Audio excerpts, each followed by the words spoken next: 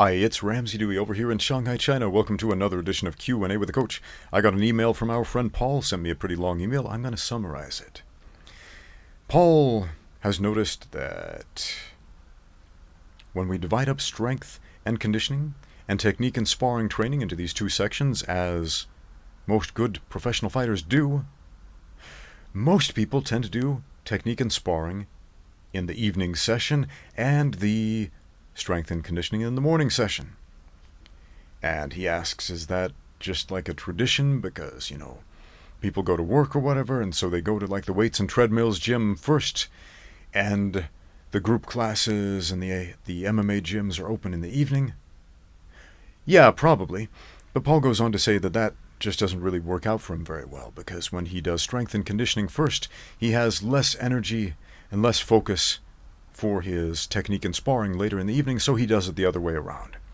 He does technique and sparring first, and strength and conditioning second.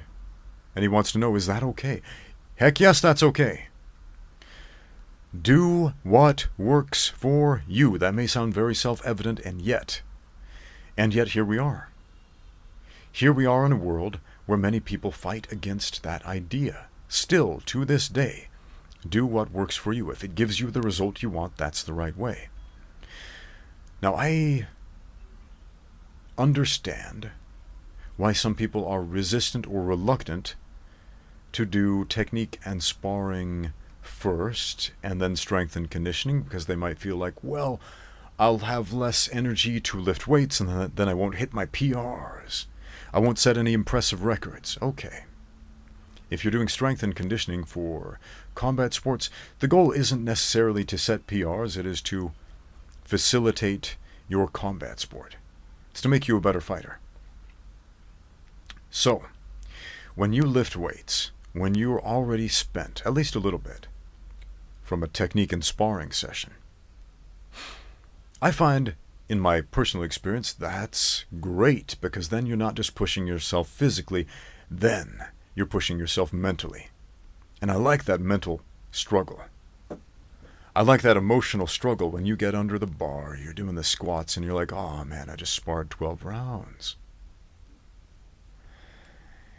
This is a soul-crushing weight, and then you lift your soul up higher and make it stronger and make it say, I will do this anyway, and then you do it.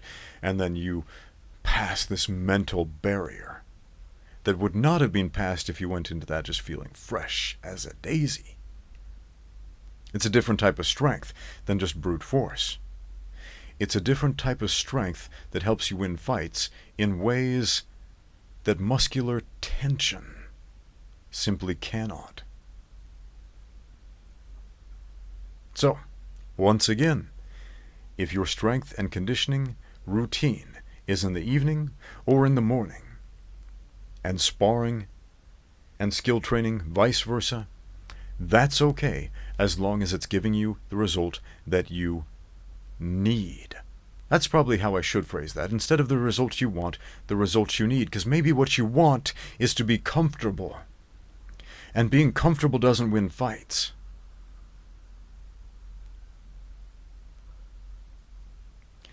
If it gives you the results you need, that's the right way.